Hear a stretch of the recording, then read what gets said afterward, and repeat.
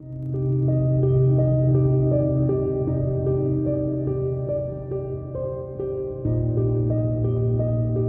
attorney LAnthony, founding partner of Legal and Compliance, a full-service corporate securities and business transactions law firm. Today is the continuation in a Lawcast series discussing SEC disclosure requirements, and in particular, the 341-page Regulation SK Concept Release and Request for Public Comment issued by the SEC on April 15, 2016. The SEC disclosure requirements are scaled based on company size. The categories of reporting companies include an emerging growth company, a smaller reporting company, a non-accelerated filer, an accelerated filer, and a large accelerated filer. The Jobs Act created the emerging growth company category, for which certain scaled-down disclosure requirements apply for up to 5 years after an initial IPO. An emerging growth company is one that has total annual gross revenues of less than $1 billion during its most recently completed fiscal year. A smaller reporting company is defined as one that, among other things, has a public float of less than $75 million in common equity, or if unable to calculate the public float, has less than $50 million in annual revenues. Similarly, a non-accelerated filer has a public float of less than $75 million, but does not yet have to file accelerated reports. An accelerated filer has a public float in excess of $75 million, but less than $700 million, has been public for at least 12 months, and has filed at least one annual report as a public company. A large accelerated filer has a public float in excess of $700 million.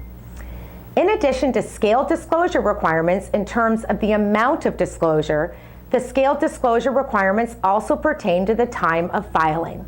A large accelerated filer must file its annual Form 10-K within 60 days of its fiscal year end, and its Form 10-Qs within 40 days of a quarter end. An accelerated filer must file its annual Form 10-K within 75 days of fiscal year end, and its Form 10-Qs within 40 days of a quarter end. All other categories must file their annual Form 10-K within 90 days of a fiscal year end, and a quarterly Form 10-Q within 45 days of quarter end. Sometimes a company fits within both the emerging growth company category and smaller reporting company category. A company that has been public for more than 5 years would never be an emerging growth company, but could remain a smaller reporting company for an indefinite period of time. However, the scaled-down disclosure requirements are not completely the same for each, and the SEC is considering whether they should be adjusted to further align those requirements. The SEC Advisory Committee on Small and Emerging Growth Companies suggested that the SEC should revise the definition of smaller reporting company to include companies with a public float of up to $250 million. This will increase the class of companies benefiting from a broad range of disclosure benefits for smaller reporting companies, including the exemption from the pay ratio rule, the exemption from the auditor attestation requirements, and an exemption from providing a compensation discussion and analysis. In addition, the committee suggested that the SEC should revise the definition of accelerated filer to include companies with a public float of $250 million or more, but less than $700 million. As a result, the auditor attestation report under Section 404B of the Sarbanes-Oxley Act would no longer apply to companies with a public float between $75 million and $250 million. Although the SEC seeks public comment as to changes in the eligibility standards for each category, it does not make any particular recommendations in its SK Concept Release, but rather indicates that it is currently evaluating the criteria.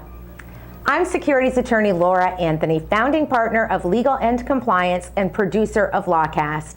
Should you have any questions about today's topic, please visit securitieslawblog.com and lawcast.com or contact me directly. Inquiries of a technical nature are always encouraged.